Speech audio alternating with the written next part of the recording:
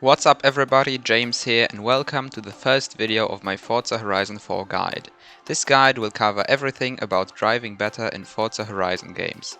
In today's episode, I'm gonna give you 5 tips on how to become quicker in Forza games and racing games in general.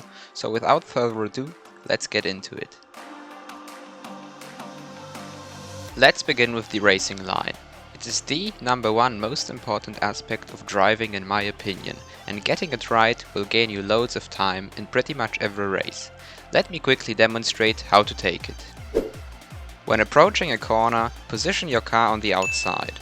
If the next corner turns left, the right part of the street is the outside. If it turns right, then you want to be on the left street side. Now brake as late as possible in a straight line without locking the front tires. Get rid of most of your speed during this phase. Smoothly ease off the brakes while turning the car in. Make sure that you hit the most inner part of the corner, called the apex. Aim the car at the outside and press the throttle as hard as possible without wheel spin or drifting. The second thing I want to get into today is proper car tuning. As a beginner, it is normal to think that putting every last bit of horsepower in the tuning menu is great, but that's not necessarily the case. Let's take the Nissan GT-R R32 as an example.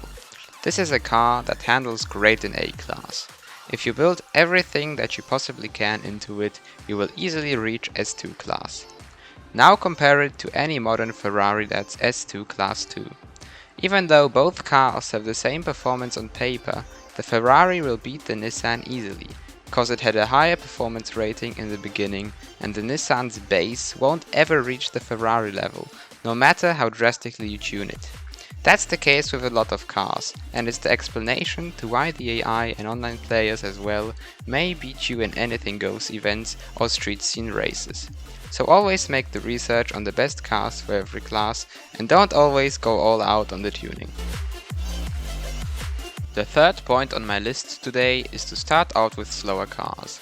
Instead of buying extremely powerful vehicles like Ferraris, McLarens or Bugattis, start out with something less powerful and challenging.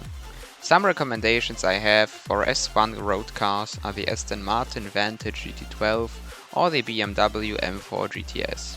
For dirt and off-road you can't go wrong with A-Class Lancias, Subarus or even Mitsubishis. Take your time to master these cars and then slowly make your way to the higher rated ones. Finding the correct difficulty level is a very important part of every racing game. When set too high, you can get frustrated pretty quickly. When set too low, games might get too boring. I'd say play around with the difficulty until you found one where you can focus on the correct techniques like the racing line while still feeling challenged and most importantly having fun. As a conclusion, I want to tell you that there is no magic way to instantly become much better at something, whether it's racing games or other areas. As someone who has spent over 700 hours in Forza Horizon 4 alone and many more hours in other racing games, I can confidently tell you that the best way to become better is just playing a lot and gaining experience during the process. The tips I covered today, however, will definitely help you out right now and are a good starting point to the big world of racing games that are out there. Thank you very much for watching. If you enjoyed the video and found it helpful, I'd be very grateful for every new like and subscription. I'll catch you in the next one, and until then, remember to never stop racing.